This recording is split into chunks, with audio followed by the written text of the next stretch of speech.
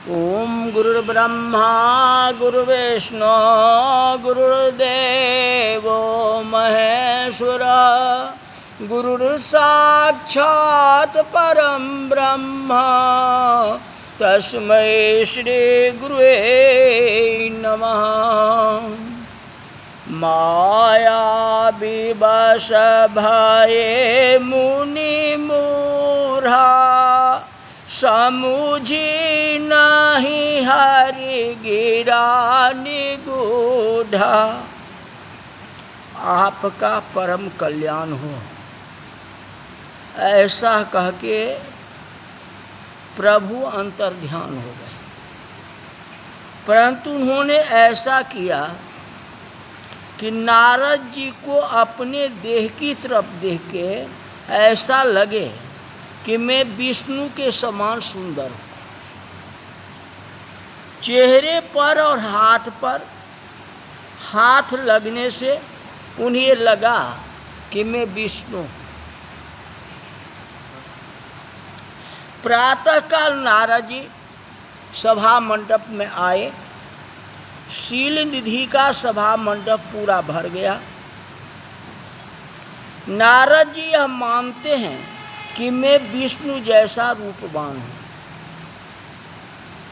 जैसे ही उन्होंने प्रवेश किया, सभी लोग खड़े हो गए, पधारिए पधारिए। ऐसा लोग इसलिए कहने लगे कि संत आए, अतः सम्मान तो करना ही चाहिए, चाहे किसी रूप में संत हो। पर नारद जी ने यह माना कि मैं विष्णु जी जैसा सुंदर हूँ, इसलिए मुझे सम्मान कर दे। लोग दर्शन करने के लिए खड़े हो गए, पर नारद जी प्रदर्शन के लिए आए थे। दोनों में विरोधाभास था। नारद जी का यह विचार था कि मुझे ही सब देख रहे हैं, अतः निश्चित रूप से मैं विष्णु स्वरूप। फिर वे पहली गद्दी पर बैठ गए। उन्होंने सोचा कि मैं पहले ही बैठ जाऊं। विश्व मोहिनी को मुझे देखने में समय नहीं लगेगा, परिश्रम नहीं करना पड़ेगा, क्योंकि मेरे जैसा सुंदर तो कोई है ही नहीं। इसलिए सीधी मुझे ही वरमाला पहनाएगी। इस तरह खुशी से वह पहले आसन पर बैठे। इस समय दया आए ऐसी दशा नारद जी की थी। उन सभा में शिव जी के गण दो थे जो सब जानते थे। वे ब्राह्मण वेश में थे। शिव जी ने उन्हें भेजा था कि क्या हो रहा है, यह पता लगा करके आओ। शिव जी जानते थे कि नारद जी काम कथा कहे बिना नहीं रहेंगे, इसलिए शिवगण ब्राह्मण वेश में घूम रहे थे। नारद जी सुने इस तरह की बातें कर रहे थे। एक गण दूसरे को कह रहा था कि हमने तो कई राजकुमार देखे, पर धन्य है इस राजकुमार की जननी को जिसने ऐसा सुपुत्र दिया। दूसरा गण कहता है, मुझे तो नहीं लगता है कि इस राजकुमार को देखने के बाद विश्व मोहिनी किसी और को माला पहनाएगी। इस राजकुमार को छोड़ के सबको निराश होना पड़ेगा। ऐसा राजकुमार हमने कहीं नहीं देखा। इस प्रकार शंकर के दोनों गण बातचीत कर रहे थे। ये सब सुन के नारद जी आनंदित हो रहे थे और मन में विचार किया, मैं सबसे रूपवान हूँ, सबसे सुंदर हूँ। जिसका पतन होने वाला हो तो जैसा प्रशंसा होती है। अहंकार मजबूत होता है और हरि स्मरण भूल गए तो गए काम से। ऊंचाई पर पहुंचने पर ही प्रभु स्मरण करना चाहिए। ऊंचाई पर ईश्वर ही पहुंचाता है और वहीं टिकाता है। प्रभु कहते हैं, मान भी मैं देता हूँ, ऊंचाई भी देता हूँ, निर्वाह भी मैं ही करता हूँ। क्योंकि ऊंचाई पर से साधक का पतन होते देर नहीं लगती। नारद जी आज विष्णु भगवान को भूल गए, शिव गणों के मजाक को प्रशंसा मान के गर्व से फूल गए। तभी शंखनाद हुआ। विश्व मोहिनी वरमाला लेके अपने पसंद के वर के लिए सखियों के साथ उनके बीच चंद्रमा की गए। नारद जी के पास कहते हैं, जो विश्व मोहिनी वरमाला लेकर के अपनी पसंद के वर के लिए सखियों के साथ उनके बीच चंद्रमा की तरह शोभित हुई।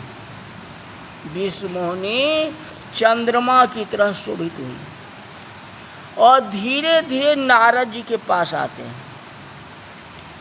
नारद जी तैयार हो गए। ये सबसे पहले तो मेरे पास ही आई है। सखियों का समूह नारद की तरफ गया। लोग नारद को नारद जी मानते हैं, पर नारद अपने आप को विष्णु मानते हैं। परंतु विश्व मोहिनी ने नारद को देखा तो उन्हें कैसा दिखाई दिया, बतलाता हूँ। मरकट बदन भयंकर देहि, देखत हृदय क्रोध भाते ही। विश्व मोहिनी ने नारद जी को बानर जैसा देखा। बानर जैसा मुंह और विचित्र भयंकर शरीर। विश्व मोहिनी परेशान हो गई। नारद जी ने माना कि नर में से नारायण हो गया हूं, परंतु अहंकार ने नारद को नर से बानर बना दिया। जैसा बना दिया, विश्व मोहिनी ने उनका रूप देखा और परेशान हो गए। जाकी रही भावना जैसी, अप्रभु मूरति देखी तीन तैसी। जितने राजा थे उनको बानर का मुंह नहीं दिखाई दिया।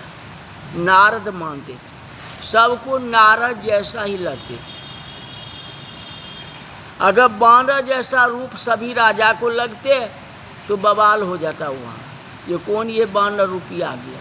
हाँ, लेकिन कोई राजा बानर रूप में नहीं देख रहे। बंदर का मुख केवल शिव जी का गम देख रहे हैं और विश्व मोहिनी देख रहे हैं, जहाँ तक कि नारद जी भी अभी नहीं देख रहे। हाँ,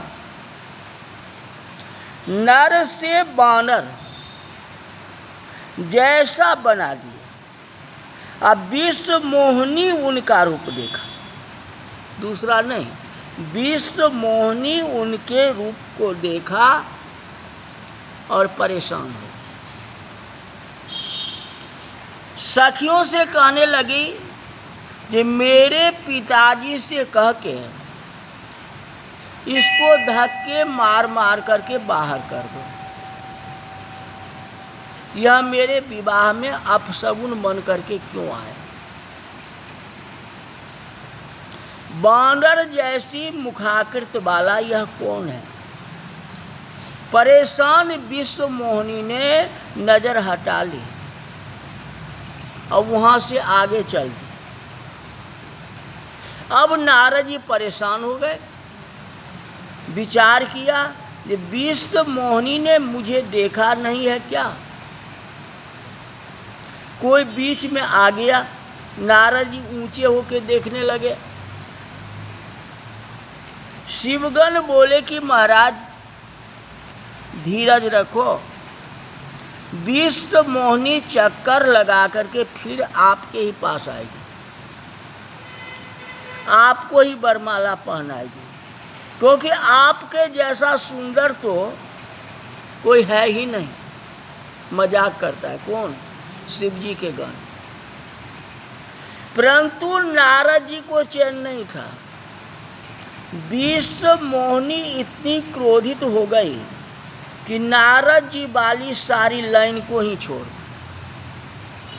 और कन्या ने माना कि बानर की लाइन में बैठे नर हो या बानर, इस लाइन से जाना ही नहीं चाहिए, इस पंक्ति से जाना ही नहीं चाहिए। इसका अर्थ यह होता है कि अमुक मनुष्य की पंक्ति में बैठना अच्छा नहीं। संत तो आध्यात्मिक अर्थ करते हैं, संत स्पष्ट करते हैं, संत का पंक्ति तो अच्छा ही होता है। ये संत में बानर स्वरूप है, विश्व मोहिनी को अच्छी नहीं लगती। अब उस लाइन को ही छोड़ दिए हैं, अब आगे जा रहे हैं, फिर मुड़ करके आएंगे या नहीं, जो कथा आपको कल कहेंगे। आज की कथा यही तक रही। बोल जा रामचंद्र भगवान की जय।